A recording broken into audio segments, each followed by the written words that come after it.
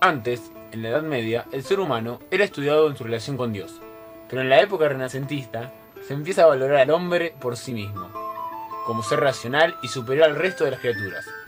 Así comenzó a desarrollarse esta nueva corriente intelectual que llamamos humanismo, en la cual los pensadores deciden revivir la cultura de la antigüedad clásica de Grecia y Roma, porque en estas se ve un modelo de humanidad perfecta por ser considerada una época de gloria y esplendor intelectual. Los pilares de este movimiento fueron los pensamientos de maestros como Vigilio, Aristóteles y sobre todo Platón. Para muchos, el primer humanista de la historia fue Marco Tulio Cicerón, nacido en el año 106 a.C. Fue orador, abogado, político y filósofo. Su vida coincidió con la caída de la República Romana. Tuvo importantes actos en varios eventos políticos importantes de su época y sus escritos son en la actualidad una valiosa fuente de información sobre esos hechos. Hubo varios factores que hicieron posible el desarrollo del humanismo durante el Renacimiento. La invención de la imprenta hacia 1450 jugó un papel primordial en la difusión de las ideas humanistas al hacer posible la reproducción de libros en forma mecánica. Los dueños de las imprentas eran, por lo general, humanistas que convertían frecuentemente sus talleres en centros de reunión, a modo de academias en los cuales se establecían contactos entre autores y eruditos. Se comentaban y se preparaban ediciones de textos clásicos. Frente a los constantes ataques e invasiones al Imperio Romano de Oriente por parte de los turcos, los griegos se refugiaron en Italia, promoviendo la difusión de la cultura, valores y el idioma griego con los textos que llevaron consigo. Los valores y las ideas del humanismo se extendieron también por toda Europa gracias a la adaptación de las universidades medievales a las nuevas realidades. La vieja opinión sobre instituciones de enseñanza fue un obstáculo para la difusión de las ideas laicistas e individualistas de la nueva cultura, la cual ha sido sustituida por otra bien distinta, más acorde con los hechos de entonces. Los mecenas fueron personas poderosas que facilitaron, con ayuda material y protección política, el desarrollo del humanismo y del Renacimiento. Papas y obispos, reyes y príncipes, banqueros y comerciantes reunieron obras clásicas, llamaron a los eruditos y distinguieron a los humanistas con su amistad personal y los acogieron en los palacios. El filósofo Giovanni Pico de la Mirandola sería probablemente el primero en utilizar la palabra humanista para referirse al nuevo movimiento. Alrededor del año 1480, escribió una tesis de 900 páginas que se convertiría en el primer texto humanista del Renacimiento. En él, Giovanni hablaba de cómo Dios había creado al hombre y que la grandeza del hombre viene de Dios.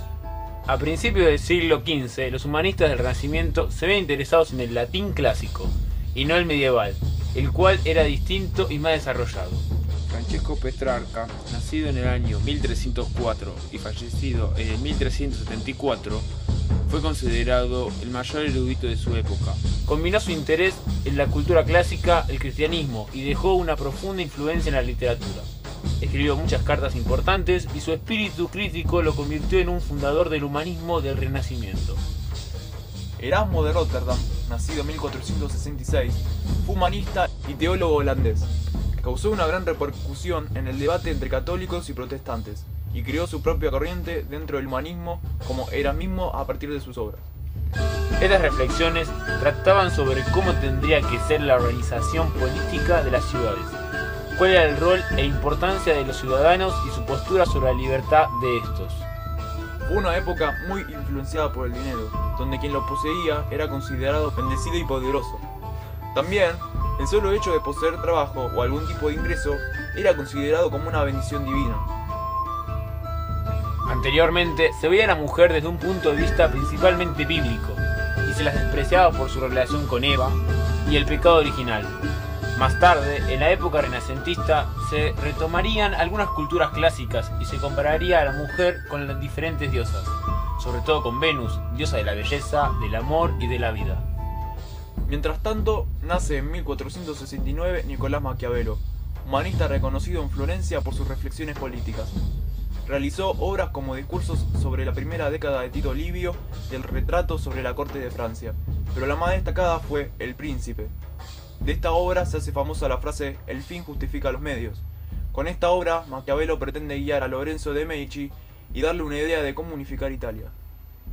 El más reconocido humanista del Renacimiento es probablemente Dante Alighieri, nacido en Florencia en el año 1265. Si bien su padre se había dedicado a las finanzas, él decide inclinarse por el estudio de la ciencia y de las letras. Aprende a la perfección el latín, siendo alumno de Brunetto Latini. En sus obras, el escritor une la doctrina con el arte. Su obra más reconocida, La Divina Comedia, marcó la forma de pensar del hombre con respecto a la razón y culminó con el pensamiento de la Edad Media. Esta obra posee una estructura basada en el número 3, el cual posee distintos significados. 3 es el número de la Sagrada Trinidad, Padre, Hijo y Espíritu Santo. A su vez, simboliza la perfección y el equilibrio. Es por esto mismo que la obra está dividida en 3 partes: infierno, purgatorio y paraíso. Posee 3 personajes: Dante, que representa al hombre; Beatriz, que representa a la fe; y Virgilio, que representa a la razón.